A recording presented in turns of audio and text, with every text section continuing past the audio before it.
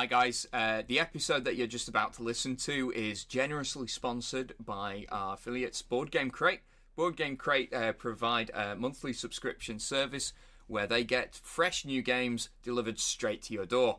Just head over to www.boardgamecrate.co.uk, and furthermore, if you use our discount code UnluckyFrogIsAwesome, all lowercase, all one word, you'll get a cheeky little discount.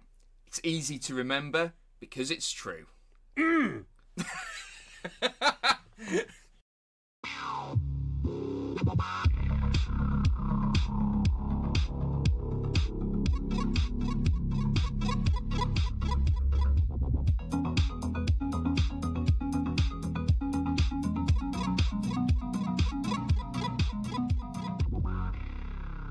Into the Unlucky Frog Gaming podcast. Yeah, I'm your host, Tom. Sorry, Tom, let me stop you there. What? That was just awful. I did the intro. That was really bad.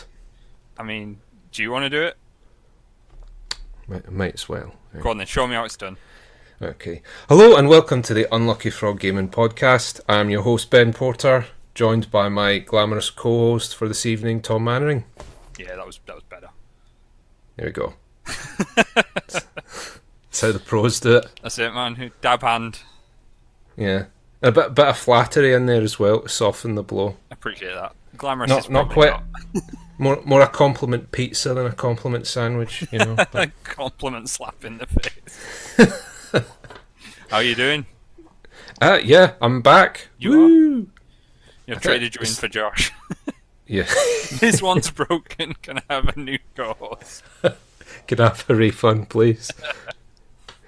I think it's been over a month, hasn't it? I think it's been a while, yeah, definitely. Yeah. So, I mean, obviously you guys announced on the show that we have a sprog in the lily pad now, a tadpole, as the people have decided he's called. And well, normally this would be the point of the show where we would either like talk about the news or what we've been up to. Suffice to say, my gaming time and my hobby time, that those respective schedules have just been hit with a bazooka since he arrived. I was talking to Josh the other day because he popped over for a bit, and I said to him, Do you know how much painting I've done since Nathaniel arrived? And he was like, how much? I said, I've highlighted a shoulder pad. That is not an exaggeration in any way. At that time, I've since managed to do a little bit more. But yeah, if you already are struggling with allocating time for hobby things, maybe reconsider having children. I have heard like mutterings that they're quite sort of time demanding, and it's the thing that at the moment is quite weird, and I think I said this to you because you got us the little Dungeons and Dragons picture book on brand, which is awesome as well, beautifully illustrated. And you'd said to me, you're probably not going to be able to use it for a little bit.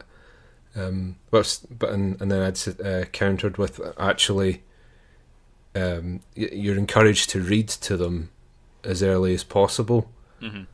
But it's quite hard work because you don't get anything back. They just stare at you. Yeah. But what do you think of this? I'm not getting feedback. Yeah, I mean, this is a bit of a one-way street here, Nathaniel. You need to give me something to work with here. But we've been reading that wee book to him amongst others, and it's full on because you do need to be interactive because that's how they learn to talk, right? Mm-hmm. It's just through listening and observing. Yeah, definitely. It's quite hard work because sometimes you feel a bit like you're going crazy because you'll have moments where you think, I am just talking to myself. To be honest, I could probably get by on that. I talk to myself quite a lot. I'm not there you go. So you've just been monologuing away. Yeah. Having a rare old time. Someone to wax lyrical to. So not much hobby on your end. But, I mean, one shoulder pad's one shoulder pad. It's better than nothing. still progress, isn't it? Exactly. It's more than I got done in the past. Before, I mean, these days I seem to be doing nothing but hobby, but once upon a time, that was a rarity. But you've been absolutely churning miniatures out because you had the crossover game, didn't you? Yeah, churned out some amount, 50 odd. I think was the final count. A few different sizes and that. But I'm not allowed to go into too much detail because Josh wants to discuss that on his inevitable return. Josh was whinging about. So for those of us who've maybe just joined us, Tom is the GM for the Pathfinder campaign that Josh is part of, and they recently did a crossover game because Tom runs 2 Pathfinder groups, and once a year they meet, and they have a little country retreat. We do. And then you had it was basically a weekend of linked games. Yeah, it was. It was quite funny actually. Cause we went to this like sort of country estate, and there was like jacuzzis and all that lot. So you've got all these kind of like pretty, sort of middle class to working class folk in quite a large sort of upper middle class home with like jacuzzis and hot tubs and the full 9 yards, and it was quite an experience. But the game was fantastic, and Josh can go into the details on that, but it was actually a really nice place to be, and we did get a lot of gaming that wasn't sort of Pathfinder related as well. Sort of when we had breaks and that, there was Magic and Munchkin and all the kind of quick and easy games. But it really typifies how like having a big event is such a motivator for stuff like that, doesn't it? Yeah, you just I think you'd said that prior to this deadline looming, you'd painted I think 2 or 3 miniatures this year. Yep. And then boom, you had 60 done. Yeah, exactly. I remember when I used to do the 40k tournaments and that, it was always it was the only time you'd get an army painted was on the build up to a tournament, because you had a goal, didn't you? You had something to work towards. Yeah, it's great for motivating you. It can be a bit stressful as well, depending on how many plates you're spinning, as I'm sure you can also attest, Tom. Yep, definitely.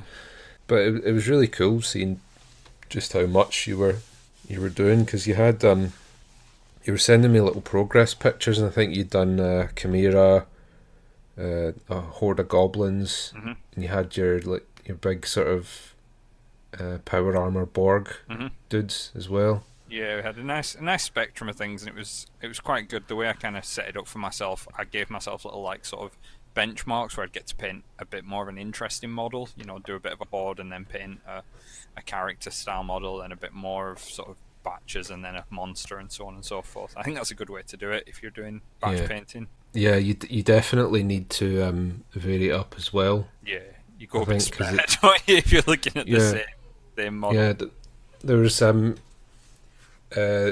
Tyler Mengel, who's quite a well-known miniature painter, posted up an article recently on one of the groups that I'm in, and it was basically him talking about how he organises and prioritises his projects. And what I found most insightful about the exchange that followed sharing this article was that one guy had commented saying that he doesn't do any scheduling or anything like that with his hobby, because then it becomes too much like a job, and it for him defeats the purpose of what it's supposed to be, and that is a form of catharsis. And see, that kind of revelation for a lot of people, certainly for me, I thought that's quite a simple thought, but when you get caught up in all these projects and looking at all these things you've got to paint, you're like, oh, I need to get all this stuff done, and you feel a bit of guilt about stuff that you've bought, and it's all just accruing there. But then you stop and you're like, hold on a minute, it's a hobby. Why am I getting so wound up about it? Yeah, I know exactly what you mean. I mean, I've got the cupboard of shame of minis that I haven't even thought about touching yet, and I know exactly what that feels like. It's a tricky one. Because you want to get them painted and you feel obligated, but as you say, it's a hobby at the end of the day, so you shouldn't really feel that way.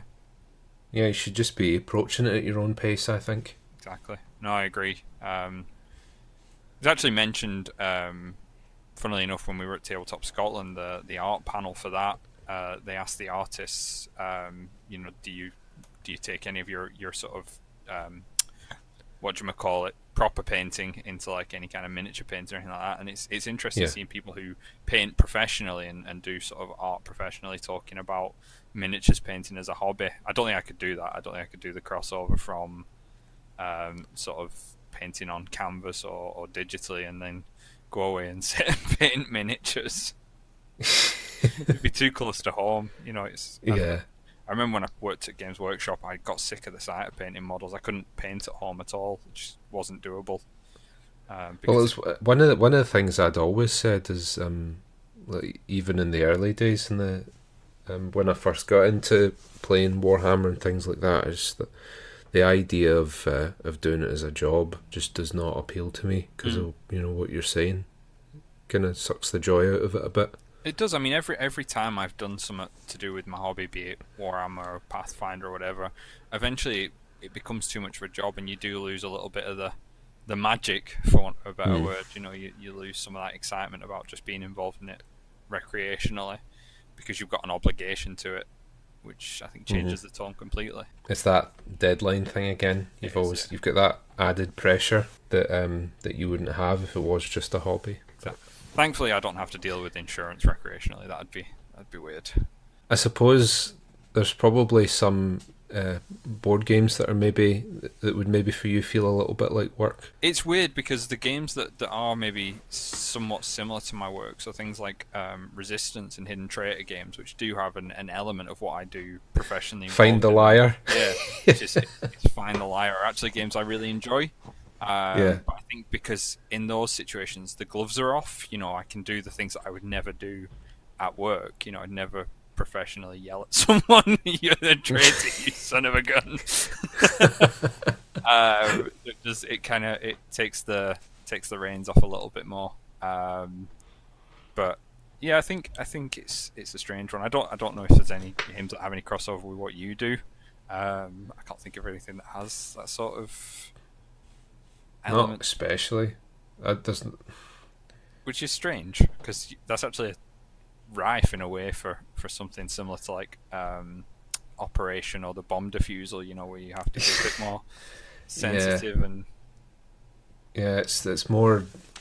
I guess maybe some of the dexterity games. Yeah, sort of a technical knowledge and dexterity based in it, I guess. Yeah, I mean that's the nice thing about my job, I guess, is it's so far removed. Yeah, from what I do. I suppose, to be honest, see, like the miniature painting and all that, that's probably closer to what I do at work than the actual gaming. Yeah, any of the gaming stuff is, because I'm using tools and things. So there's some transferable skills there. But yeah, it's not really a problem I have, fortunately. But yeah, should we talk a bit about the news? We've got a wee bit of news, haven't we? We have, yeah. A lot of it is Games Workshop centric because they have been announcing stuff left, right, and centre these past few weeks. They have. Well, what do you want to start with? It's a little bit quiet, I think, because everyone is now waiting for Essen for the next wave of tabletop releases. And company Games Workshop size are always announcing things, aren't they? So we've got brand new army for Age of Sigmar. Because one of the things that we've been seeing over the past wee while is a lot of the existing model ranges getting repurposed and recombined with other ranges to make new factions. But this is brand spanking, and it's a death faction. And they're called the Ossiarch Bonereapers, and someone's referred to them as Bonecast Eternals. Yeah, because they're pretty much the antithesis of the Stormcast Eternals.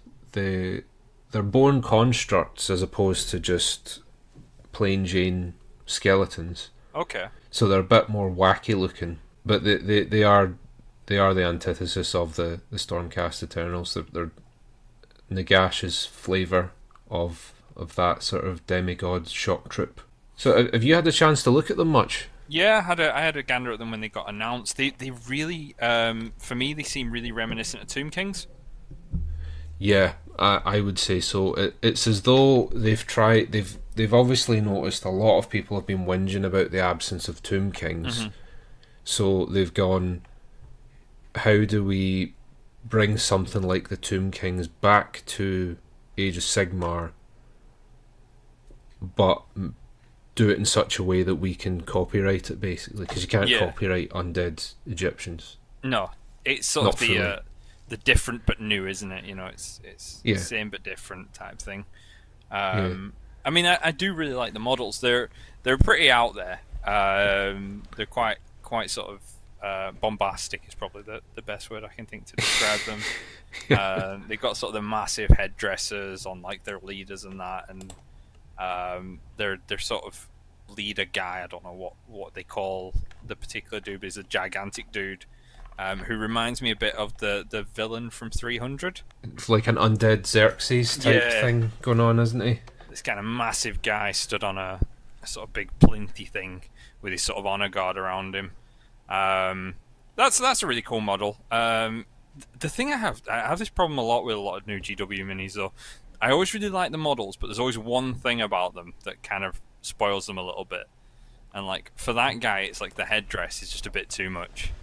I'm looking at it right now, and it looks the same shape that a lot of the corn helmets are. Yeah. With the two jutty out antler type things. Yep. But it's got like stitched up bits of skin on it. It's weird. And why would like just from a purely practical design point of view, why would you stitch skin in the middle of that? Like like that's wind catching if nothing else. You know, a gust of wind's gonna like knock his head right back. But I do think they are nice. Yeah, like undead Gokwan's like what would really set this headpiece off. Bit of flayed skin. Oh, it's really eye catching. You know, you can peacock around the undead ladies with your flayed skin. They are nice models. I've not really looked much into the rules for them. Have you had a look at any of the? Well, they've not revealed much rules wise, but it looks as though they're going to be quite an elite army, which is a bit of a change of direction for Death. Mm-hmm. And I think they kind of need a faction like that, to be honest, because I mean you had to field. I think even in Age of Sigmar, you're talking about hundreds of models for like a 2,000 point Death army, unless you're doing something very specific. Was there not that really horrendous list that had all the big bat things? I can't think of the name of them right now. Yeah, it's what they've been doing with Age of Sigmar is introducing sub factions for each faction. It's basically like Space Marine chapters for each faction. Okay. And one of them for the Flesh Eater Courts is called Gristlegore, and they can take monsters as battle line, which is revolting. Yep. Yeah. Yeah, it's not the best. What else have we had then? So it was at Nova. They did this big information dump. This is the way that they seem to be announcing most of their stuff now, which is cool. Is actually going to third-party events, but they're essentially supporting them quite openly now, which is a complete change in direction from Games Workshop 6 years ago, which pretended that none of this stuff actually went on for some reason.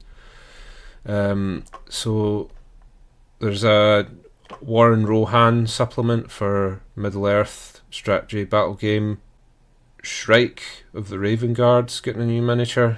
That's the one we spoke about before. You're not a big fan of it? No, it's you said there's always something that bothers you about Games Workshop miniatures. I like most of them, but I feel like every so often they release miniatures that for me just look far too busy. There's too much going on in them. And I feel like that with Shrike, and I feel like that with a lot of the Ossiarch Bonereaper stuff as well. It's funny you should mention that, actually, because I was talking to someone not that long ago, and they said they've got a bit of a problem with Games Workshop minis where they think they're almost too detailed. He said it's difficult to do a quick paint job because there's so much detail on them. You know, you feel you've got to sort of address every bit of detail that's on it, because there's bits that need to be painted different colours and all this lot. And I can sympathise with that. I think it's, you know, you've got to pick your poison, really. Do you want your minis to be detailed or do you want them to be flat? and I get, why it might be frustrating that they are too detailed, and I get some models are just way too busy, but at the same time, I still remember the Games Workshop models of the 90s, which were flat as all hell, and you pretty much paint them with 3 colours and be done, which was, simpler time, but I think we're a bit past that. But I get both sides of the argument. Yeah, I think so, and it's a tough thing to balance, isn't it? Because obviously from a business perspective, you want your product to be as attractive as possible, and generally speaking, that means having nice detail on the miniature, and the nice detail generally means that a lot of the time there's more of it than in other miniature ranges. But I've got in my hand here just now, I said to you just before we started recording that I bought my first load of historical miniatures for an ancient Greek game called Mortal Gods, and it's a company called Vitrix that produces them. And I've just before we started recording, I built the first of my slingers. It is a dude in a toga with a satchel and a sling. That's it. And just looking at that, I'm thinking that is going to take me a fraction of the time it would take me to paint, like, even a Stormcast Eternal from Games Workshop. And Stormcast Eternal, they're a bit more sparse on the detail than some of the other ranges. I mean, you compare a Stormcast to the detail on a Fire Slayer.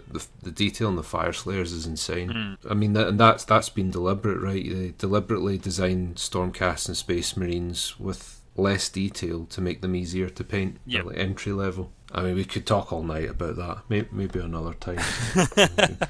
Discuss the ins and outs of design brief. But as far as Nova goes, the other big announcement was they're doing a new expansion for Warcry. Yeah, this is just crazy. So this is Monsters and Mercenaries, or Mercenaries and Monsters, which is this kind of expansion that allows you to defeat monsters and then add them to your warband, and add additional characters, and also there's some sort of like quests that you can go on, which is a cool idea. It actually sounds to me like a really cool expansion, but we mentioned before we recorded that they're doing the same thing they did with Kill Team. It's so much content. I mean, Warcry's been out a month, and we've got an expansion already.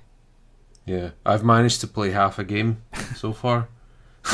It's more than me, to be fair, but yeah. Yeah, but I mean, I've actually got the core set and I've managed to play half a game, and it's not for want of trying either, let me tell you. Yeah. Like, normally I would be excited, but my heart kind of sunk when I saw that they're already releasing the new expansion, because it's almost like I could see Warcry slipping out of my reach. Like, oh, it's another game I can't keep up with. Well, this is the problem I had with Kill Team. Like, I really liked Kill Team, got really invested in it.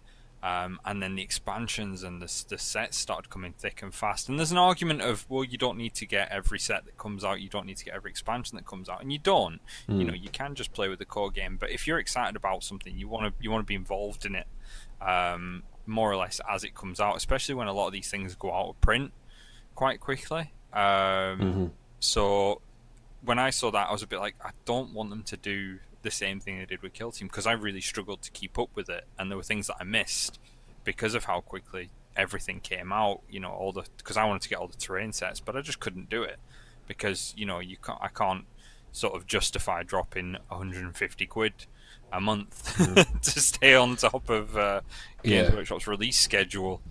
It's the kind of thing that's fine. Like, see, when you're like a teenager or a student or whatever, and they're releasing things at that rate, that's fine. But when you're a grown-ass man with, like, other things going on in your life, because I had this problem with the Arkham Horror living card game.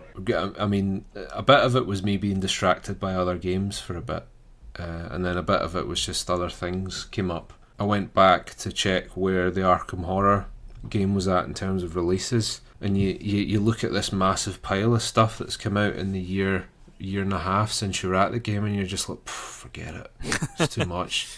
Yeah, it can get away from you. I remember when we were at UK Games Expo and we actually went to watch the Wii show where they revealed a couple of cards, and I kind of looked at you about a mechanic and you were just like, Yeah, and it was big, and I think it was a matter of months since I'd last played it, and already I was like, I don't know what that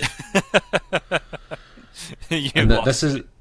This is the problem I've had with Underworlds as well. Like, I will sort of asterisk what I'm saying here with the thing about Arkham Horror is that it is cooperative, so you can approach it at your own pace. Mm-hmm.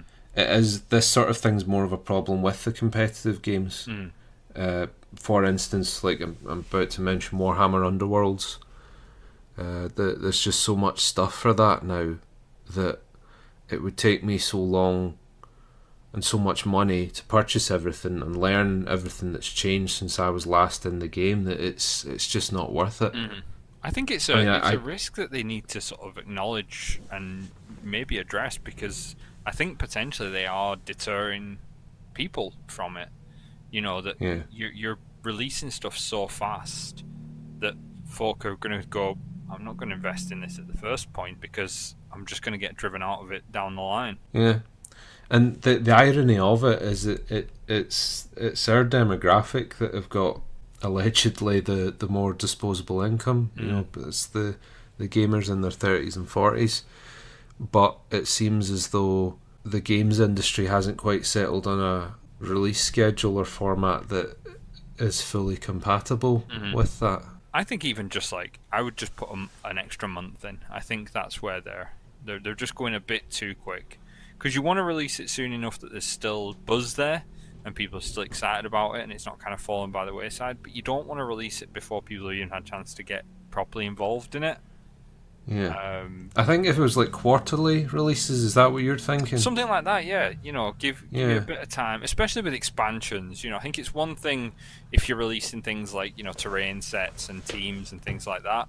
But then when you're releasing expansions that fundamentally change an aspect of the game or add to an aspect of the game, you need to give people a bit of time to adjust to what's currently there. I think so. Because otherwise it just sits on a shelf gathering dust if they even get it. I mean, I've got all the expansions for Kill Team. I've got Commanders, I've got Elites, you know, I've got Arena, and I'm still playing the core game. I've got Commanders and Elites and I intend to play them, but I'm still getting to grips with the core game before I even want to bring them into play. But I wanted to get them when they came out because I didn't want to miss them if they went out of print. Yeah. Well, this is where I'm at with Warcry, because, I mean, all our criticisms about the release schedule aside, from what I've read of the rules and what little I've played so far of the game, it is really impressive. It's one of the most elegant systems I think Games Workshop have ever devised, actually. But it's that thing of, like, you know, in a few months' time, when I've managed to get like my second game in, like, what's the overall landscape of the game going to be like? How many expansions are there going to be? How far am I going to be behind all the other players? It's a tricky line, isn't it? And I don't know if there is a right answer, but I'm not convinced that the answer you've got at the moment is. Yeah. I suppose the thing about Monsters and Mercenaries, what strikes me about that is that it seems to be geared more towards like campaign gaming. I mean, the fact that you don't just, you know, off the bat go, I'll have one Chimera, please, and add it to your warband. There's a process to it all.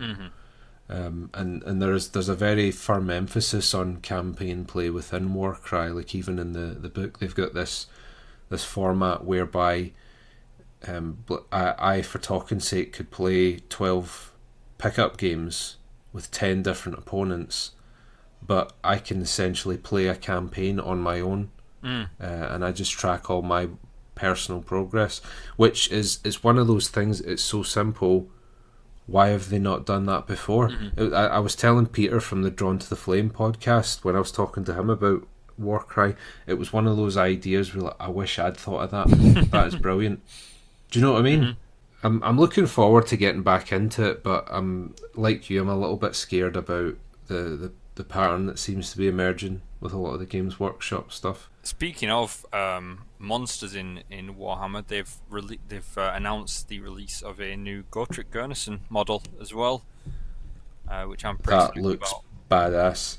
Have you seen the figure? Oh yeah. I've seen the figure. I've seen the stats. I've read, you know, his battle reports that they put up on the Warhammer community. I mean, I think you're a fan of the Gotrek and Felix books as much as I am.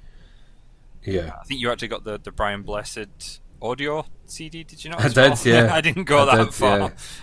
Yeah. I can't stomach the audio CDs quite as well. But yeah, it's a beautiful model, and he looks like he's a bit of a beast in the game. Which is only right and proper. Yeah. I mean, the guy killed Be'lakor, so... Well, he's the avatar of a god, isn't he, as well? So he is. He's stacked. He's rocking 520 points on the battlefield on his own. But he just doesn't die. Yeah, I mean, and can kill everything. They've had matchups with him against Great Demons, Nagash, Thanquol, Archeon, and he's won all of them as well. Which is cool. I don't know if I'm going to get it or not.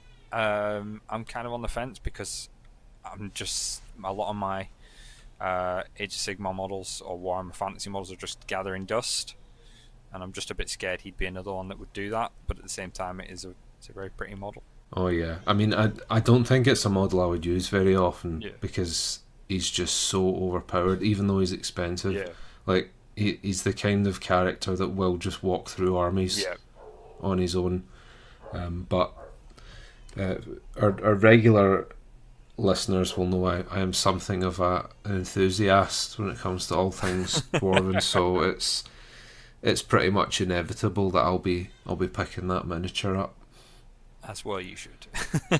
Yeah. And you know, even if you don't use them in Age of Sigmar games, make a brilliant model for like a dwarf barbarian, or if you used them as a slayer in like Warhammer Fantasy or something like that as well. That is a very valid point. I hadn't actually considered that, believe it or not. Yeah, there you go. Not a bad shout. I may consider it for that purpose. Not that I would do such a thing. Yeah. But yeah, I think of all the stuff they've announced recently, weirdly, that's the thing I'm most excited about. I'm pretty much the same, to be honest. Yeah. Like there's some cool stuff on the horizon, no doubt about it. But yeah, he's very pretty. And I'm hoping that we might see a new Gotrek book soon, because they seem to be giving him quite a bit of love at the moment. So yeah, I'd like for him to actually start appearing in the like the main storyline in some capacity, even if it's just as a minor character.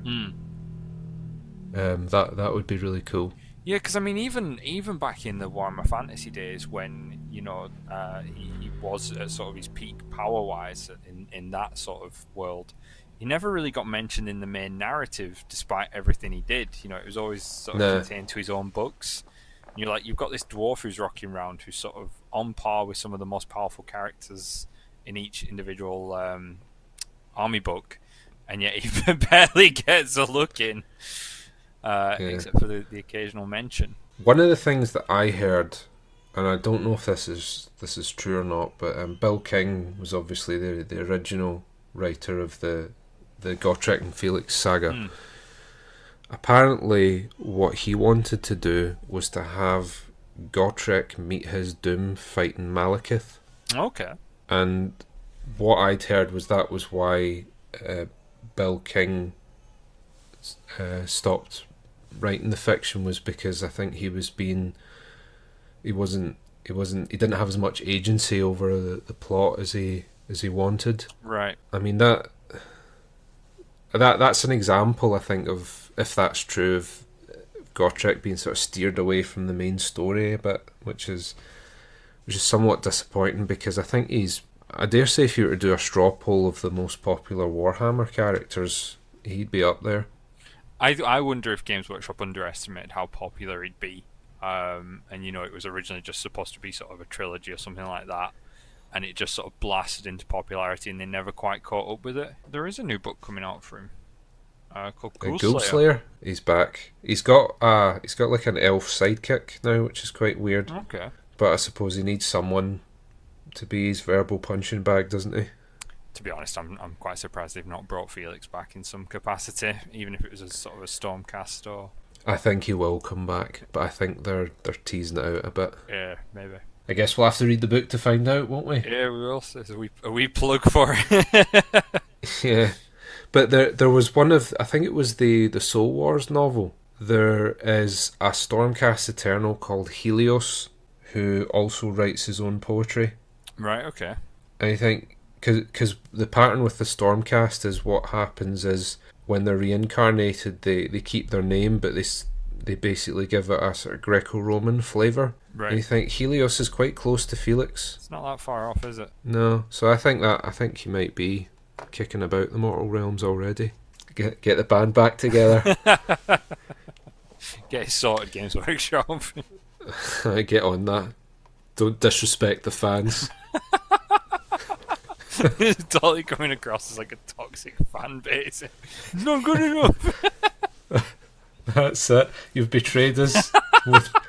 I'm voting with my wallet. If this doesn't happen, I'm out. My favourite saying is voting with your wallet. I just love it. Yeah, we should probably talk a little bit about Tabletop Scotland. We should. We've got that to discuss. Which we were both at in different capacities. Yes, we were. I was subbed in at the last minute. It was. I think we did really well considering the hand we were dealt. Definitely. Yeah, I mean we had a couple of bumps in the road on the lead up to it. Yeah. But we weathered the storm, to mix metaphors. Yeah. The unfortunate thing was that because of the fact that we didn't have our full complement of frogs over the weekend, we weren't able to do any coverage of the show floor really, which was a shame. But Ian McAllister and Jamie Adams of the Brainwaves podcast, they were out and about on the Sunday, and I think Ian's already got a write-up about the show up, hasn't he? Yeah, he's put up a couple of bits and pieces about it. Yeah. It's really good of him. Yeah. I caught up with him a little bit, and they seem to have a good time on the floor. I managed to get down a couple of times just to basically sort of run around, but it was fleeting. I was sort of, if I wasn't in the seminars, I was getting something to eat. It's quite intense when you've got a job to do, those convention like that, but it's good fun. It is quite rewarding. But I, like you, managed to get out on the show floor for a bit, but was just completely upstaged by baby Nathaniel because Charlotte brought him up for the day, and as soon as you're seen with a baby, nobody wants to talk about games anymore. Just want to fawn over the small gods. Put the child down and talk to me about X game. Tell me about your product. Forget the baby. It's nice though. It's moments like that you do really feel part of a community, because there's been a lot of people sort of cheering us on from the sidelines all throughout the pregnancy, so they were just delighted to see him. See the end result. Nice. Yeah. It's all worth it. I will say from my point of view, the seminars were all really, really good. I don't mean my involvement in them. I did a cracking job on these seminars. Well done, me. Like the people, I bossed it. The people who did seminars that I sort of stayed around to record or listen in on. A lot of them, I was like, I'm not going to be interested in this.